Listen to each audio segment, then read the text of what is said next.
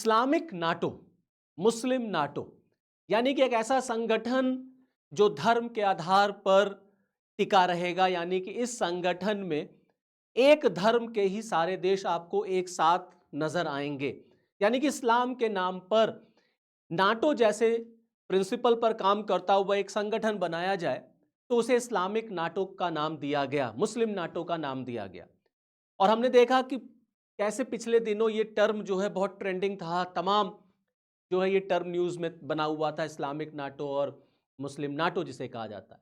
और पाकिस्तान ने पूरी कोशिश की कि एक ऐसे संगठन को वो बनाए, लेकिन अब पाकिस्तान के इस सपने पर पानी फिर चुका है। और पानी किसी और ने नहीं फेरा, इस सपने को किसी और ने नहीं तोड़ा, बल्कि उसको तोड़ा है, पाकिस्तान को धोखा दिया है उसी के सबसे अच्छे मित्र, सबसे अच्छे दोस्त टर्की ने। क्योंकि टर्की के फॉरेन मिनिस्टर ने अब जो इंटरव्यू में बोला है इसको लेकर के, उसे आप जब देखेंगे तो आप ये समझ पाएंगे कि अब पाकिस्तान का इस्लामिक नाटो बनाने का जो सपना है वो खत्म हो गया है, चूर चूर हो गया है। पाकिस्तान का ये सपना अब अधूरा।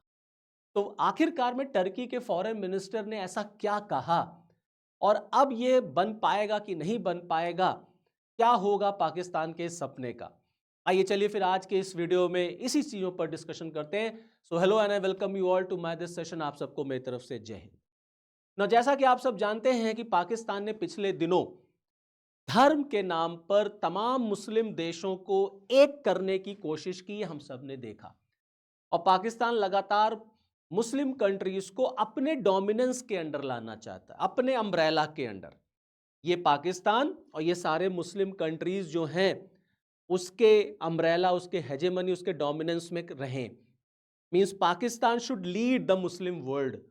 और जो मुस्लिम वर्ल्ड, जो अरब कंट्रीज, जो मुस्लिम कंट्रीज हैं, उनका बॉस पाकिस्तान बनना चाहता है।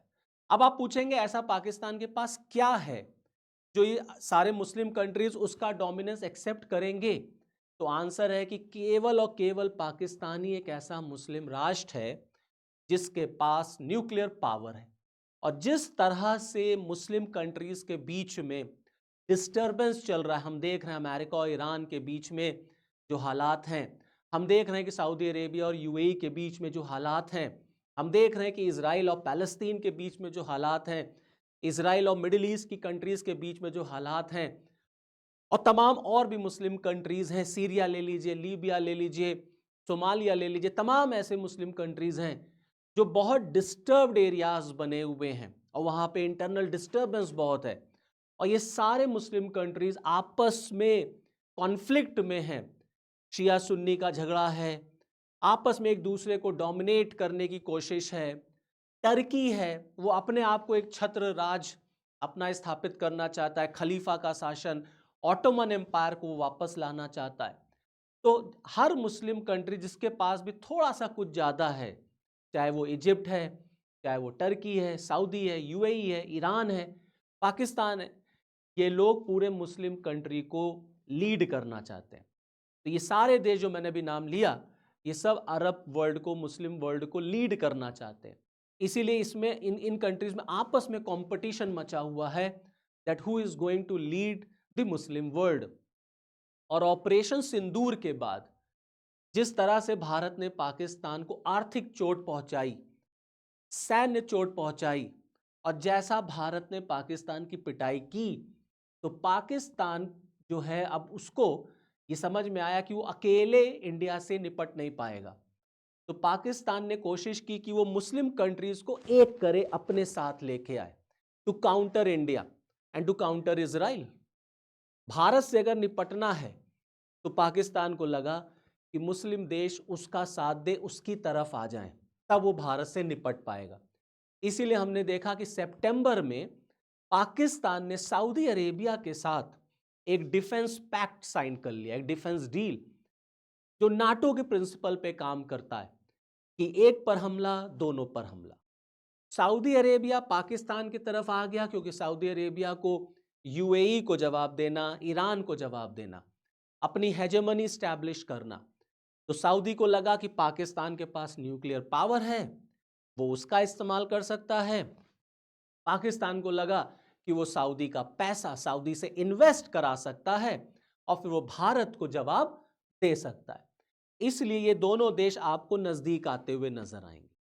फिर इन दोनों देशों में एक और देश की एंट्री हुई, वो है टर्की। वो है टर्की। और टर्की लगातार पाकिस्तान के सपोर्ट में खड़ा रहता है। लगातार जब भी भारत के खिलाफ कोई बात होगी तो टर्की ने हमेशा पाकिस्तान का साथ दिया है। और पाकिस्तान का साथ दिया और टर्की ने भी इंटरेस्ट शो किया था कि वो भी इस ग्रुप में शामिल होना चाहता है। इसीलिए फिर इस ग्रुप का नाम पड़ने लग गया इस्लामिक नाटो। इस्लामिक नाटो क्योंकि ये तीनों देशों में फिर एक चीज कॉमन थी, वो है रिलीजन, वो है धर्म। कि धर्म के आधार पे ये तीनों देश एक हो जाएंगे और फिर इस ग्रुप को और भी डाइवर्सिफाई किया जाएगा और तमाम मुस्लिम कंट्रीज को फिर यहाँ पर शामिल करा दिया जाएगा और फिर हम इजराइल को भी देख लेंगे, हम भारत को भी देख लेंगे। लेकिन पाकिस्तान का अब ये सपना चूर चूर हो गया। तो छल से पाकिस्तान का सपना टूट गया। पाकिस्तान के अब आंखों से आंसू बह रहे हैं कि पाकिस्तान को अब धोखा उसी के सबसे प्रिय मित्र ने दे दिया, वो है टर्की। क्योंकि टर्की के फॉरेन मिनिस्टर से एक इंटरव्यू में पूछा गया इसी पूरे इशू पर, इसी पूरे ग्रुप पर जो बात हो रही थी, तो उन्होंने क्या कहा। उन्होंने जो बातें बोली हैं, अगर मैं आपको पढ़ूं और उसको मैं रीड करूं तो आप उसमें चीज़ों को आइडेंटिफाई कर सकते हैं कि अब ये इस्लामिक नाटो जैसा ग्रुप जो है वो आपको बनता हुआ नजर नहीं आएगा। तो गौर करिएगा, देखिए उन्होंने क्या कहा। Now responding to a question about a Saudi Arabia Pakistan defense pact, Turkey's possible participation. So the foreign minister of Turkey, that is Hakan Fidan, he said any pact in the region should be more inclusive, adding that broader regional cooperation could follow if built on these principles. मतलब कोई भी अगर pact हो रहा है तो उसको समावेशी होना चाहिए, इंक्लूसिव होना चाहिए, and no domination should be there. Means no domination, no Turkish domination, no Arab domination, no Farsi domination, no other domination. तो टर्की ने साफ साफ कह दिया कि वो किसी के डोमिनेशन में, आधिपत्य में काम नहीं करेगा। और इस्लामिक नाटो में डोमिनेशन हो रहा था पाकिस्तान का, डोमिनेशन हो रहा था सऊदी अरेबिया का। अब टर्की ने कह दिया कि वो किसी के डोमिनेशन में नहीं आएगा। इसका मतलब है कि टर्की अब इस्लामिक नाटो को ज्वाइन नहीं करेगा। The regional countries are coming together acting responsibly. जो देश पास आ रहे हैं उनको रिस्पॉन्सिबली एक्ट करना चाहिए। और मजे की बात सुनिए, टर्की ने साफ साफ कह दिया that we don't want to create another camp. हम कोई गुट नहीं बनाना चाहते, हम कोई कैंप नहीं बनाना चाहते। We want to create a regional solidarity platform. एक ऐसा प्लेटफॉर्म बनाइए जो सॉलिडारिटी के लिए हो, शांति स्थापित करने के लिए हो। और यहां तो इस्लामिक नाटो बन रहा था जंग लड़ने के लिए। We need regional cooperation and the establishment of regional security architecture. If we are to fight anyone it should be terrorist. Last line बहुत दमदार बोली उन्होंने। If we are to fight anyone it should be terrorist. अगर हमें किसी से लड़ना है तो वो आतंकवादियों से लड़ना है।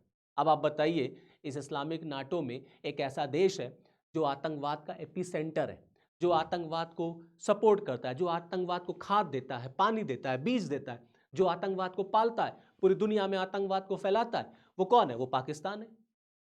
तो अब टर्की ऐसे किसी देश के साथ जाने को तैयार नहीं जो टेररिज्म को सपोर्ट करता हो। इसका मतलब है कि अब टर्की आपको इस्लामिक नाटो में नहीं मिलेगा। और साफ साफ उन्होंने कह दिया कि अगर हमें कोई ग्रुप बनाना है तो that should be based on trust and regional solidarity. इसका मतलब है कि टर्की अब इस ग्रुप में ज्वाइन नहीं होगा और पाकिस्तान का सपना सपना ही रह गया और पाकिस्तान का इस्लामिक नाटो पूरी तरह से फेल हो गया। मैंने जब इस पर एक वीडियो बनाया था तो भी मैंने कहा था, हालांकि लोगों ने बहुत उस पर कमेंट भी किया था, और मैंने साफ साफ तब भी कहा था ये बहुत मुश्किल है कि धर्म के आधार पर आप ऐसा कोई ग्रुप बना सकें, क्योंकि धर्म देशों को नहीं जोड़ते, नेशनल इंटरेस्ट देशों को जोड़ते हैं। तो this is all from this video. Next video में आपके साथ फिर मिलूंगा, तब तक के लिए जय हिंद।